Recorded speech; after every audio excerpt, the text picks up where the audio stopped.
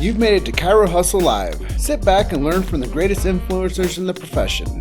This week's episode is brought to you by Imaging Services, Mahalo Wellness, Chiro Health USA, The Goodman Factor, Chiro Moguls, Local Gold, Chiro Thin, McCaffrey's Clinical Mentoring, and Chiropractic Rocks.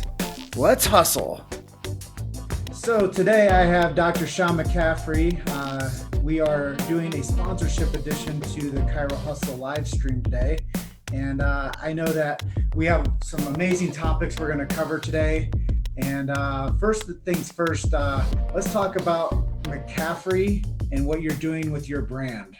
The biggest thing that I did that I've spent a lot of time, researching healthcare over the years and different healing disciplines. There's many of them out there, right? There's everything from acupuncture to Ayurveda to Chinese medicine, to bone setting, which is really where chiropractic came from originally.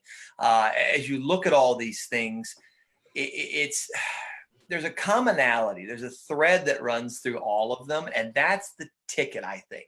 And so when I talk about my method of healing and what I do, it was really finding that common thread that runs through all these healing arts. And in the end, it's a principle. It's a principle that holds all these arts together. The techniques all are just that. They're techniques. They work for people and this and that, and they're great. And there's no one that stands above all the others that I can see, but there's a principle there. And once you understand the principle and how healing truly works and what really Dee conceived of early on in our profession, then you start getting the ideas like, oh my gosh, I can make this principle work with any type of healing that I do. Chiropractic just happens to be a phenomenal base to build on and allow you then to express the principle. And that's really what I do. I offer a mentoring program for docs who are really wanting to look deeper into everything that we're doing above and beyond the superficial, here, puck this, do that. A little deeper understanding of it. I do that for docs. I meet with them every Wednesday. I did one today. And it's easy. It's just a question answer thing. And I'll teach them techniques and things that they don't know something, or I'll give them my 2 cents, but I'm always coming back to that core idea. What's that core idea? And again, you go back to what Dee said, right? We're dealing with the triune of health. Body, mind, and soul. And when you understand those 3 things are there and you know how to unite those 3 things with the innate within, you can do some pretty cool stuff. Yeah, and speaking chiropractic knowledge to people, I think is, I was just on a mastermind call before this, and we were talking about how people are so much more inclined right now to come for the chiropractic message. Yeah. And before, it was kind of like this idea that, they drive by a chiropractic shop or they drive by a chiropractic office. But now, now people are more inclined to want to see a doctor, a chiropractor, that's going to give them some tools to use that are natural. Well, and that's it. It's natural healing, right? And in my opinion, chiropractic is probably the greatest natural healing profession that there is. And so when you look at it, you say, okay, what is natural healing? It's about supporting normal body function. It's about connecting to the body on an energetic cellular level, above and beyond just parts and things like that. And sometimes we get married to that. It's about those sort of things. So it's really about figuring how do you get into that? How do you connect with someone on that level? And right now, because of everything that is unique about our current universe, right? The creative power expressing itself, as a friend of mine told me, as the creative power expresses itself right now and everything's all chaotic and this and that, it's a great profession to offer guidance, to offer assistance, to give people kind of a light in a storm. You know what I mean? It's like saying, all right, they've been around a long time. Their methodology, their belief system has been around for a very long time. Whether we took it and advanced it from ancient times forward, it's the same message that we're sharing. Natural healing is a sound, solid, healthy way to carry the body forward. It's a sound idea about expression of the body as a physical thing. And when you do this, man, there's not much you can't do. So if you understand its principles, good things happen. Yeah, things that you're saying there make me excited because I really believe that we have, as the kids call it, woke. We have a Yeah. woke culture now that has been kind of force fed this idea, because one of the topics we're going to talk about is 19 and the immune system, and how chiropractic plays a role in this 19 agenda, and how chiropractors are actually serving at a higher level right now and educating people on immune system function. So Yeah. let's talk. Let's slide into that conversation a little bit. Well, all right, let's have a little fun with it. You know, I'm in Illinois, right? And I don't mind picking on state associations and things like that because sometimes they've got their heads so squarely where it doesn't belong, they can't see straight. Ours happens to have that apparently right now. And what's going on with this, I saw the Illinois Prairie State Chiropractic Association put out this big, long memorandum to everybody saying, look, chiropractic doesn't help immune function. Chiropractic has never been shown to benefit the immune system. We're purely if you don't feel good. If you got a little ache, we're going to rub it and make it feel better. And I thought, how the hell do you guys ever get elected to this crap? Right? And who would ever pay membership to something that says, yeah, you know what? We really don't do anything you thought we did. We only do this. Come here, let mama make it better by rubbing it. It's a whole lot more than that. And the idea that tells me is that when they talk about chiropractic, well, it's not been shown to help immune function because you don't know what you're doing. You don't understand how it works. You don't understand why it works. You're so stuck in the physical aspect of it only, you can't see beyond that, which is why it doesn't help immune function, because you don't know how to connect with your patient. You don't understand that triune of health that Dede was referring to when he invented the profession. And if you don't understand how it works, why it works, and what it's supposed to do, you're going to get crap results. And that's where you got this group telling us, well, follow our guide, follow our direction. I can only assume other states are doing the same thing. Well, you ever like get that talking to by somebody that's a little bit more advanced in the world than you, and they're like, don't be sending that email out of impulse. Like, yeah. wait 24 hours before you send that feeling that you have on the email you typed up. And I wonder if these people do have somewhat of a sender's remorse. Like, oh God, what did I just do? How did I just defame the sacred trust? And how did I just stand against the truth of the profession that I belong to? I think, we really have to look at the messenger now, and who is the person that's in charge of conducting the magic on that letter, and who is in charge, and where did they come from, and who elected them, and who abides by the message from the messenger. And I think that that's what we're learning as a whole level of this 19, collision right now that we're in. We've collided with someone else's truth. And now we're taking this and we're saying, well, who else is going to rise and fall from the misinformation? Who else is going to rise and fall from the political standpoint, not only in the world of media and television, but in the world of chiropractic? Yeah. Who is to win? Who are the winners and losers throughout this? And I think that that's something that really needs to be discussed. And I mean, I could type up a letter and say, hey, all chiropractors are vitalistic based, and we're the portal of entry for the world of health. And this is so. And send that out to all these CDCs and WHOs and say, hey, this is what we believe. And this is true. It's been around for 125 years. This is the platform we stand on. And you guys can have your varying difference of belief. And you guys can have your varying difference of belief of how the body heals and how it gets sick and how to make it better. Well, this is what we believe in. It's vitalistic. It's find it, fix it, leave it alone, let the body heal. Yeah, and like I said, you're more smooth than I am. I'm a little more screw them, and here's too bad, and they don't know what the hell they're talking about. That's the direction I tend to come from, and I do it because out of this idea that I believe our profession, from an educational standpoint, has really swayed away from what it was intended to do at one time. And you see it all over the place. Now it's about, I remember my uncle, when I went to school, my uncle said, look, pass your exams, get your license. I'll teach you what chiropractic is when you graduate. And I'm like, well, what am I going to be doing there for the 3, 4, 5 years you're there? 10 semesters I'm sitting there. What do you mean you're going to teach me? What are you talking about? He said, they're not going to show you.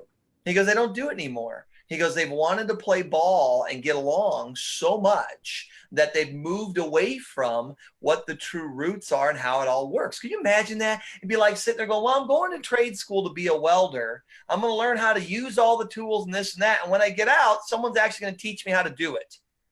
And I get there's a hands-on effect. I get there's a learning curve there that you can learn as you get out. But you should be primed and ready and have the tools at your disposal that when you graduate and walk out that door, you can confidently say, look, I know what I'm doing. I'm going to be able to help people. Not get out there and go, wait a minute. So all this stuff they told me, I tried it and it doesn't work, right? All these things I was told don't work.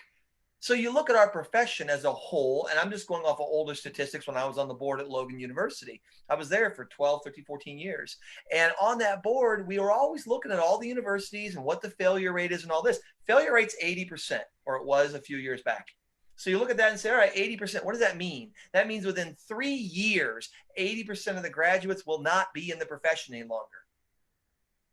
How is that possible? I can't conceive that. If you had this amazing product that helps people, and we know when done right, it helps people. If you've got this product, then how can you have a failure rate that's so high? And you look at that and think, well, then we're obviously not teaching these doctors when they get out of school how to help people. We spend time teaching them how to play games and how to do insurances and this and that, but we forget the healing part of it. And so when I started my mentoring program, that was the idea. It was not to make money, not to this and that. It is simply, can I offer the little bit that I have to get you thinking? And if I can get you thinking in a way that maybe you weren't when you came on the call with me, or you weren't when you came in the meeting with me that day, and then all of a sudden it spurns something up in here and you think, oh, I could try that. I could apply that. And I always ask all the people with me here, try this. Let me know next week how it went. Let me know next month how it went. I had a patient on, or a doctor on today, asking about a type 1 diabetic. I said, I fully expect that insulin level to drop dramatically if you implement these little bits and pieces of natural healing. Adjust them properly. Have the right idea in your head, the right image of what you want that body to do. Guide it. Give it what it needs. If you need to do some kind of home type therapies and this and that to get more compliance, to build a better rapport, that's okay. Whatever you have to do, but guide it and expect that to drop. And I fully expect it to. This individual doctor said, well, their patient's on 100 units of insulin. I go, all right, let's get them down to 10. Let's get them down to 5. I get it. They're type 1. They're missing parts. All right. I don't rebuild things. Maybe God will for them. I don't know. But I know I'll get that sucker to drop, and I got all but guarantee him it's going to come down to that 10, 5-unit level. That's a whole lot better than 100. Now you're working with the other side of the fence, right? The other healthcare fields. You're saying, look, you guys do your job. We're going to help support the body. And between the two of us, the body's going to get better and better and better. And in the end, it's the patient that wins. And you nailed it. The other style of the healthcare system is now going to say, who's really getting people better? Maybe I should knock on that good chiropractor that I drive by all the time's door and build a relationship with them, because I bet they could use some referrals. And it seems like they're best positioned out of all the natural healing methods out there to take care of the people that we don't get better with pharmacology. And I really believe that, when people think about a couple topics that we've been discussing in my circles lately is malpractice for chiropractors versus malpractice for other medical professionals. And, the amount of education, as you were saying earlier, this education purgatory where you get stuck midlife before you can actually go and live and become free again.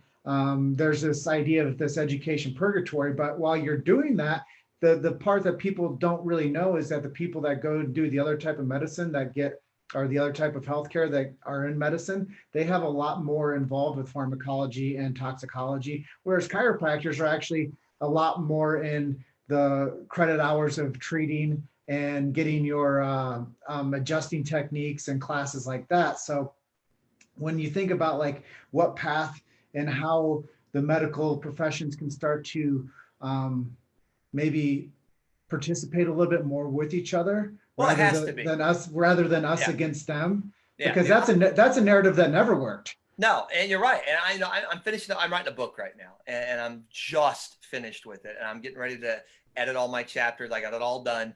But that was my final chapter, is how do you blend all this together? Because see, one of the things is where we get mistaken is that it got turned into an us versus them. It got turned into chiropractic versus acupuncture versus, mainstream medicine and this and that. It's not supposed to be that way, right? They're all healing disciplines. That's the key to this. They all have a role, a part, and something they do extremely well. And you look at that and you say, look, hands down, medicine is phenomenal at trauma. They're really, really good at trauma. You break a bone, you get hit by a bus, you need your life saved in an emergency acute situation. Modern medicine is really good at that. They are a new field, and that's something that gets forgotten. They haven't been around that long, right? They're a new field. We talk about chiropractic, 125 years of chiropractic, but our roots, when you go into bone setting and you go into other things, go much, much, much further back, much deeper back. When Didi kind of was thinking about what he wanted this to be, he was digging from these roots and saying, look, if I borrow this and blend it into a tree, man, this is what we got. So the name goes back 125 years. But look at modern medicine. What we know today as modern medicine, this triage-based system, came out of a battlefield in the Civil War. All right. 1895 for chiropractic, 1863 for modern medicine and pharmacology. That's where that started to creep onto the field. What did everybody do for the thousands of years prior to that? How did we all survive? Why are we all not dead? We didn't have either one of the professions, right? So you got to look at that and think, well, there were bones here. There was a skeleton to build on. And now we have to look at modern medicine and say, okay, it's very good at acute care, trauma, and infectious disease. That's what it does. It does it better, in my opinion, than a lot of the natural fields do. But it completely sucks at chronic degenerative conditions. It's terrible at them, which is why that's the highest cause of death in this country. It's not a system designed for that. Then you look at chiropractic care and say, well, what do we do well? We're natural healing. We restore normal body function. And because we're restoring normal body function, we rock star the chronic conditions. We rock star that world. So you think, gosh, Mrs. Smith, if you fall down a flight of stairs, let's go let these guys make sure you didn't break anything. And then we're going to go through and restore normal function to it. And hell, if you want to be generous, you can have a PT or something come in and give you general motion type things to assist the work. You can have all these fields play together, and they can play nicely because it's a team sport. We somehow got stuck in this idea that, hey, it's me versus them versus them versus them. But we're playing basketball or football, right? It's a team. I mean, I'm a big Michael Jordan fan. I'm watching all this Last Dance or whatever it is. It's hard not to watch, right? And I wasn't even a Bulls fan, but it's hard not to watch this guy. But the reality of it is he didn't win squat by himself. Nothing. He had to build a team around him. That's the key to healing. That's the key to healthcare. Be a team. Let everyone play their role. Let everyone do what they can do. And sometimes you'll get surprised when someone steps up in a big game, knocks down a few shots. You're like, I had no idea you had that ability. You've made it to Chiro Hustle Live. Sit back and learn from the greatest influencers in the profession.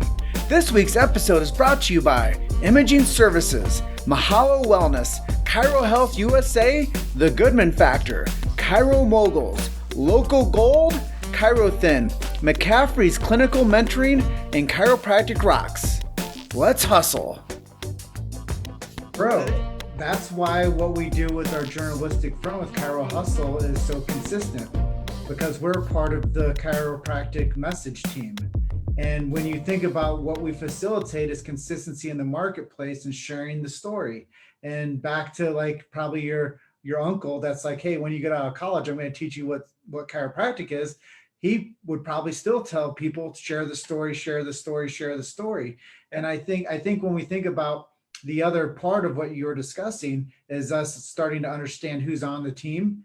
I've been banging the drum recently on a lot of our interviews about how a chiropractor would definitely speed up people's healing processes that have gone through trauma care as well. Oh, absolutely. Absolutely. It's a nice tool to have in there. They just don't understand it. Here's a good example. I've got a young man right now that I'm treating, a friend of mine, another physician, it's a friend of mine, asked me if I would look at this boy, okay, quadriplegic. Just gained back a little bit of that right arm movement to work his chair. That's it. He can neck up, everything else, nothing. Been over a year since the injury occurred. Surgeries, physical therapy, rehab. They're a year in. All they got is a little bit of right forearm motions. You know what, man? Here's the deal. I believe that whatever made you is still in there. I believe it can probably help you heal. Do you believe that? And he's like, oh, yeah, man, I do. I go, good. Let's make it happen. And so I started treating him. I adjust him. I don't care. Rods, pens, whatever. I still adjust, right? I go through, I treat that body, and I have the idea that it's going to heal. I see this young man walking because I believe innate inside him can make that happen if I can contact it. If he can join with me and together we can contact it. I believe it's got the original blueprint. It put him together to begin with. Why couldn't we get in that new blueprint and say, hey, look, you turn over tens of millions of cells every second all your life. Why couldn't we tell some of those new millions, hey, do this? So his mom sent me a video the other night. She goes, I want to show you something. He's moving his 3 left toes voluntarily, not by spasm. She goes, oh, it gets better. Then she's got his right leg and he's lifting his right leg back and forth like this, moving his knee in and out. This is a quadriplegic that's been told, look, this is as good as we can get. We're a year in. It's all we've got. We'll keep doing therapy and stuff, but this is all we've got. All of a sudden, now he's moving his right foot. He's moving his left toes. He can lift his right leg and move it in and out. He gained his left arm function back, and he grabbed a piece of paper for the first time the other day. That's a quadriplegic. Do I cure quadriplegic injuries? No. I restore normal body function. I'm not the healer in this. I'm just the tool that it uses. I'm the facilitator, as one of my mentors told me one time. You're the facilitator that the spirit within, the innate within, is going to help heal the body. Good enough, man. Let it take whatever I've learned up in here and throw it at it. And if this young man can walk someday, to me, that's chiropractic. That's what it was meant to do. You know, and that's such a miracle story. And that's one of the questions we've been asking a lot of our interviews lately. Tell us a miracle story. That's a good one right there. I mean, you got a quadriplegic individual that's moving parts all of a sudden for the first time in a year, and only after we started caring for them. So it's not this, well, it could have been coincidence. It could be, I guess, sure, but it didn't happen until after we started treating them. And every time we treat them, it gets more. I'm thinking, all right, we're on the right idea here, right? And here's the funny thing you'll like about this. I read an old story. It was in the New York Times, and we're going back in the 20s when I found this thing in the newspaper, right? And one of my mentors years ago mentioned the story to me. I went and looked it up. It was in Ecuador, and there was a wing in a hospital in Ecuador in the 1920s, and it made a medical journal. That's the only reason I even knew about it. But they had this people who were paraplegic and quadriplegic, had been for at least 3 years, somewhere up more of 10 years. They're in this little wing. There was 8 or 10 of these people in this little wing. Well, they're in Ecuador. I'm guessing Ecuador in the 20s is probably not the hospital you want to be hanging out in, right? So it's a little building. It's up off the ground a little bit. They left the window open. Nurses did their rounds. They walk out, close the door behind them in this little wing. All of a sudden, a python comes in the window, and a big one. They hear all this commotion. They hear all this chaos, right? The doctors come running. The nurses come running. There's nothing in the room when they open the door except the python. 3 people went out the window. Everybody else went out the door. Now, these are paralyzed people. Paralyzed, cannot move, have not moved in at least 3 years. And every one of them got out of that room because they thought, holy crap, we're going to get eaten. And so innate kicked in and overrode that conscious mind that says, I can't do this. And it says, you better get the hell out of here. And they all did. And it made a medical journal because of it. So I told this young boy that story. And I said, look, man, I go, you open that door someday and I throw something in and close it, you better get out of that chair, right? So here we are. It's exciting. It's exciting. Yeah, I'm going to talk to our audience for a minute. If you guys are watching this and finding some value in the conversation that Dr. Sean and I are having today, hashtag value in the comments section. Also, tell us where you guys are watching in from today so we know where our audience is streaming in from.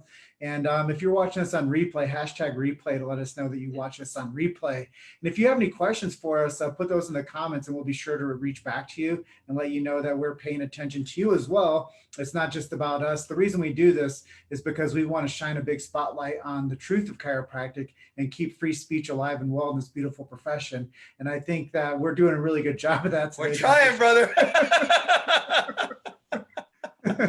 Careful what you wish for.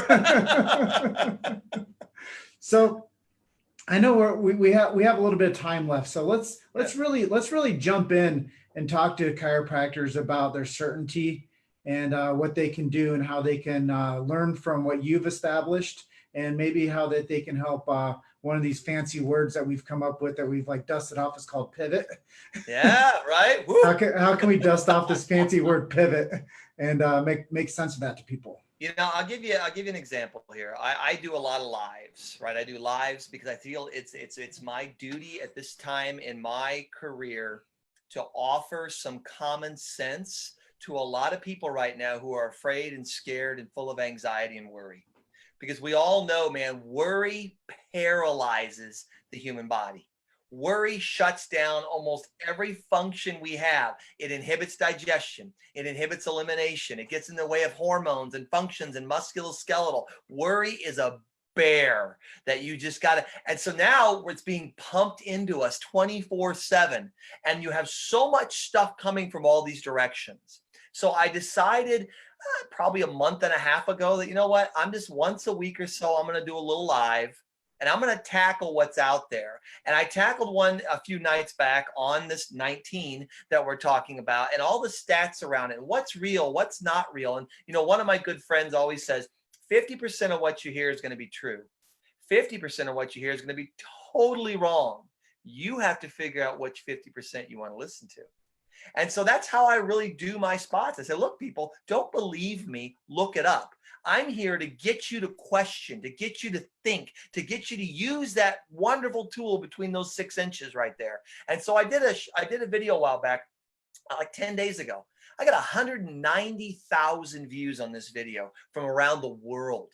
People from South Africa, Australia, all of Europe, all of America, every state, South America, commenting, saying, oh my gosh, Doc, this is great. I love this.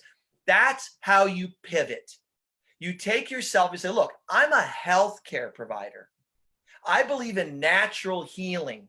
So I'm going to position myself when I'm working out in the community as that. I'm not just, hey, come in here, my neck hurts. If you want to be that, I'm okay with that. That's your role. I'm cool with that. That's not my role. I believe my role is to be a healer and be much, much more. And that includes educating the people that are out there so they're not scared to death right now and they understand what's in front of them. And if you do that, you can do more good for all the people that get a chance to see what you're posting or what you're talking about. If you're nothing else, if you're just in your office and you're helping out a child or you're helping out a parent, and I had a little girl in yesterday, her mom was like, you know, it's the first time she's left the house in 4 weeks. I said, well, why? She's scared.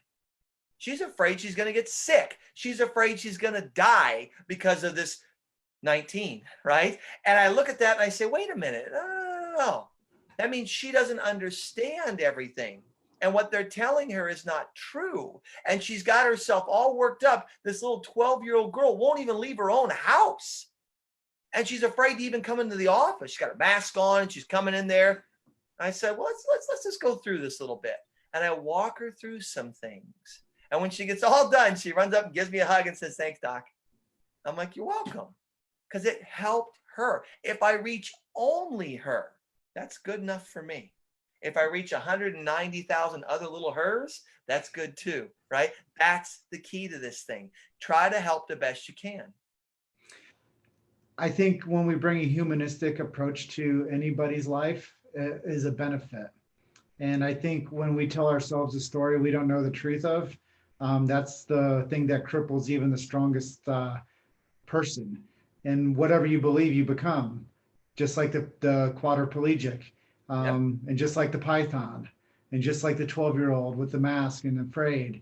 And I think that that's back to the relationship between the medical industry and the chiropractic profession. I think the narrative that you tell yourself over time is the one that you believe. Yep. And whether it's been 2 months since 19 hit, or whether it's 100 years since there's been a disconnect between the medical profession and chiropractic. I think that there are new roads to be built, and I think that a lot of people have become super enlightened with where their life is right now and what their belief systems are. A lot of people have had a big pause, and they've had a chance to reestablish what is of value to them. That's why I ask people all the time, please comment value, hashtag value, if you find value in what we're discussing, because value is something that people pay attention to.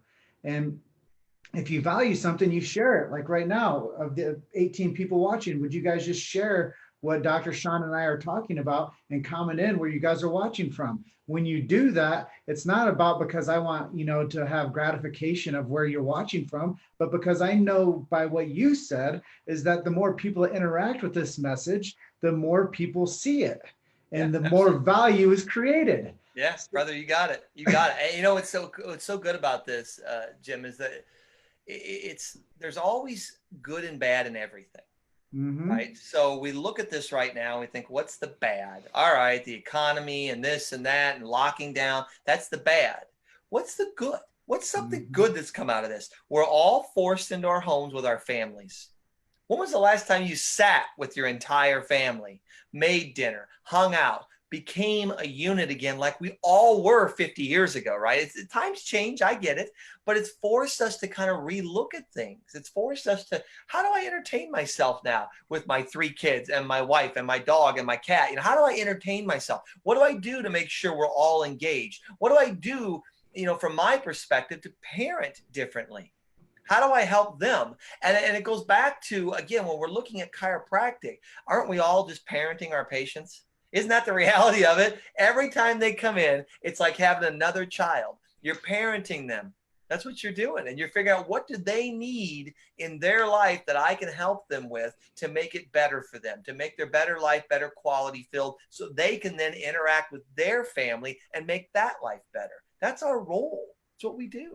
And if you take it back to the chiropractic foundation again, the definition of doctor is teacher. Yeah. The definition of doctor is not prescriber. Right. And we'll be nice to them because their side has a lane and it's good in their lane, right? But you get it, man. It is what it is. So, the thing I'll tell you about all this, and I think that for the young docs that are out there and those that'll see this later and stuff like that, understand this. If you just go at it from a biochemical standpoint, I'll go down that road because most time we don't, right? We're talking about triune of health and souls and, innate and this and that. That's hard. All right, let's play on the other side of the fence because I can describe this either way. I don't care if it's theology or science. I can do it either way. So as we go at it from a science standpoint, when the body gets stressed, it's always going to have a cortisol release 100% of the time. Cortisol release increases all those other stress hormones. The body's going to bump blood sugar up. When it goes up, you're going to get an anxious anxiety type effect. That's what happens, right? That's a biochemical response.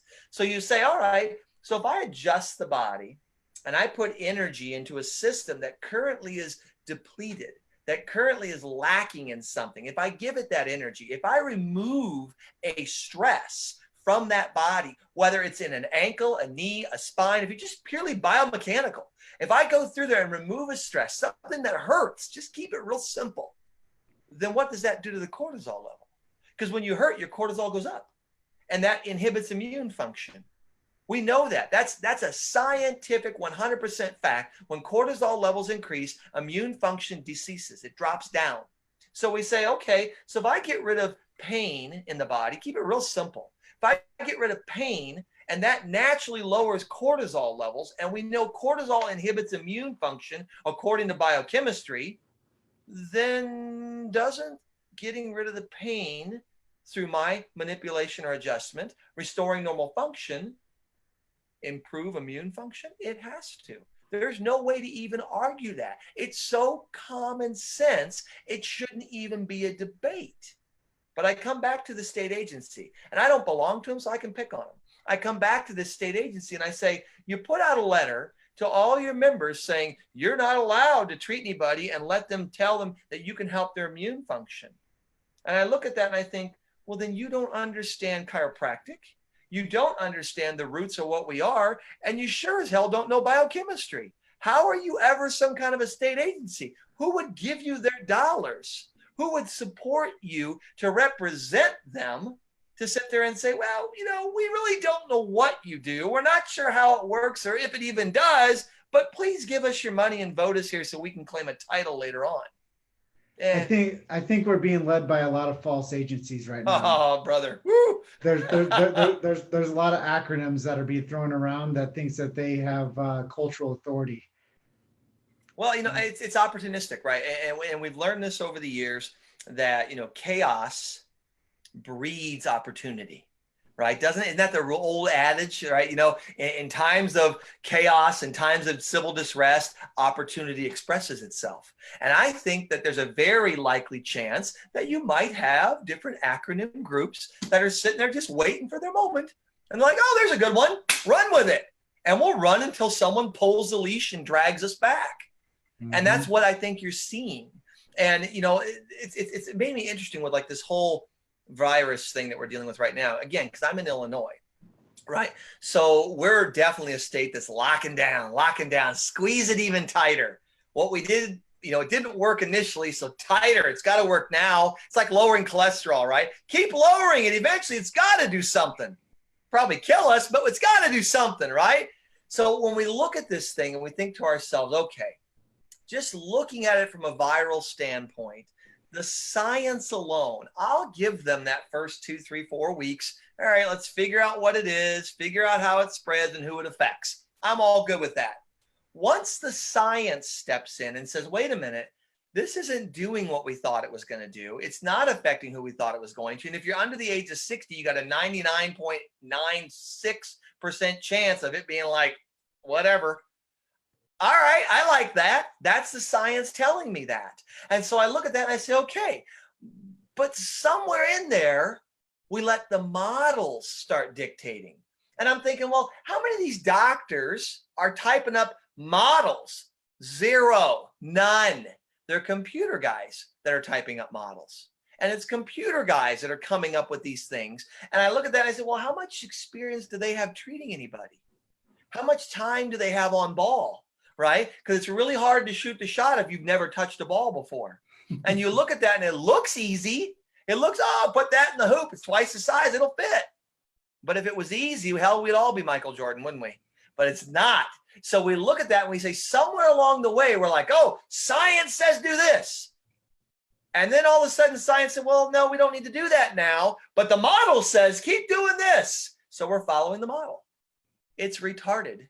For lack of better words, it's very poor choice. It's not a great idea, right? Now, what's the difference between stupid and ignorant, right? Ignorant, you don't know any better.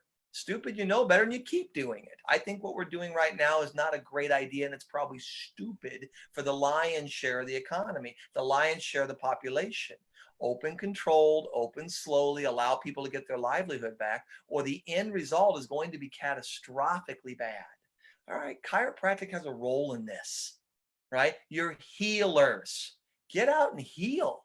Help people. Don't let them be afraid. Don't let them be scared. Step up with knowledge, not theory. Step up with knowledge and say, look, I know we do this. And if you're willing to move forward with this, we're going to help you stay strong. We're going to help you stay healthy. We're going to keep that body resilient and so it can fight back. Because in the end, it's the only thing we found that works is the body fighting back by itself. Amen. Amen. Amen. Amen. If you guys want to work with Dr. Sean McCaffrey, the link is in the title of this live video today. And if you want to start learning some advanced techniques on how to take care of your people and have the certainty to do so, he teaches this stuff. And it's been a real honor to have you on today. It's always great connecting because we connect on a personal level and then we connect on a chiropractic level. And then we share our voice to people that might not know what we know, because we are definitely, as they call it in chiropractic, in the trenches. And we definitely, we show up, and we hold space for the truth. And I really just want to say thank you. Thank you to everybody that's been on with us today. I want to thank Ruth Phyllis, Donna Jones. I want to thank Kat Sarah. I want to thank Judy Bond Williams for joining us. I want to thank Tim McFadden for joining us, and Tara Hogan. I want to thank these people that support what we do. And I just want to thank everybody that gives Chiro Hustle a chance to continue doing what we do. We have some momentum that we've been building 3 years into this. I love what we do. And BJ Palmer would say it like this: I love you because you love the things that I love. And chiropractic is that. So Great stuff, brother. Just want to close out and thank everybody. And we will see you guys on the next live stream. Thank you, Dr. Sean. All right. See you, brother. Take care. All right. Thank you for listening to Chiro Hustle Live. Don't forget to subscribe and check back next week to continue hustling.